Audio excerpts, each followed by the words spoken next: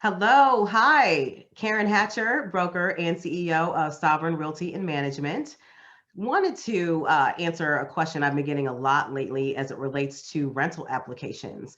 And I'm getting quite a few realtors that are getting caught in the process of their applicants or their tenants that they're working with are not ready to turn in their application once they have shown them the property. So there's a few things you got to know if you're a realtor and you're taking out a prospect to go look at a property for rent, before you do that, you want to make sure you have them complete a few things.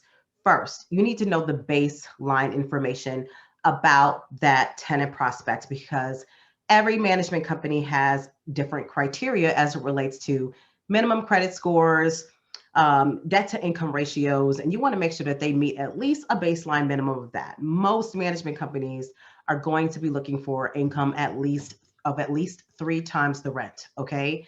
So get that information before you even get someone in your car or you're meeting them at a property to go show them a house. So no one's wasting time. All right. And then, second, if they have a housing voucher and they're looking for properties that accept housing vouchers, you want to make sure that that housing voucher, find out what it includes. Does it include coverage of utilities or not?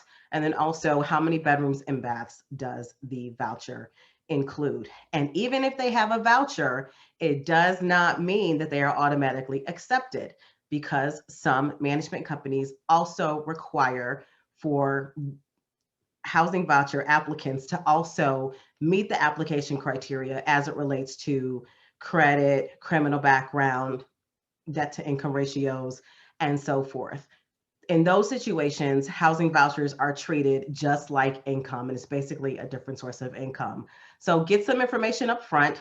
Make sure your applicant is currently employed or has some sort of income coming in to supplement even a housing voucher, because they will be responsible for some things, right? Utilities, food. So you want to get that information up front so no one's wasting their time. Second, make sure they have their application fee ready.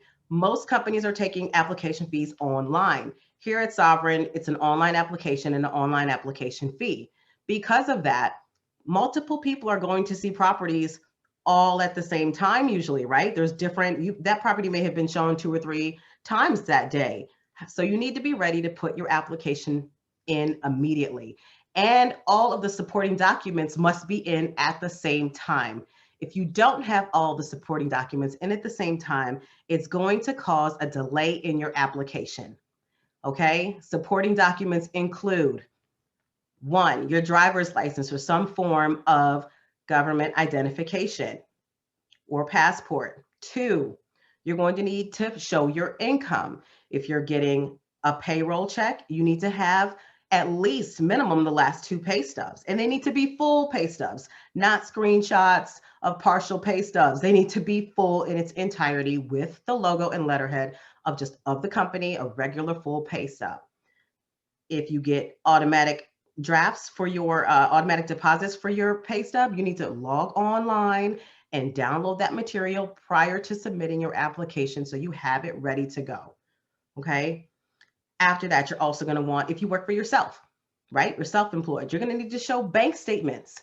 Just showing a screenshot of different Cash Apps coming in from your Cash App or your Venmo, I need to know that they actually made it somewhere, made it to a bank account, or it's real. Is that really yours, right?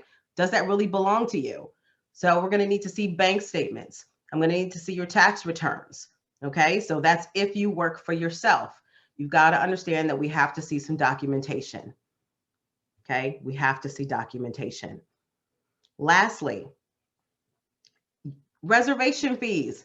If a property is very popular, to take the property off the market, you will want to pay your reservation fee at the same time you pay your application fee.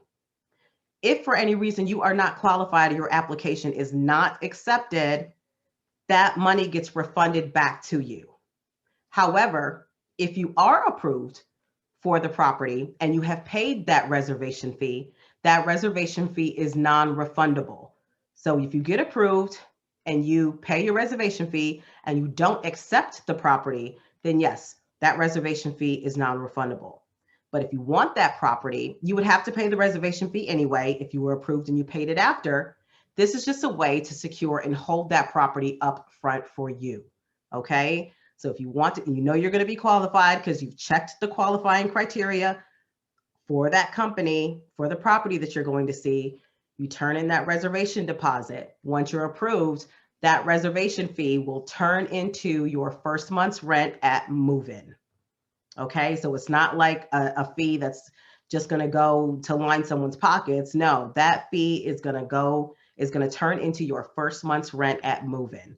All right, so I just wanted to answer some questions because we've had properties going pretty quickly and leasing up fast, and we don't want anybody missing out or wasting time. So let's get out here and show some rental property. And if you have any additional questions, feel free to reach out, and I hope y'all are doing well.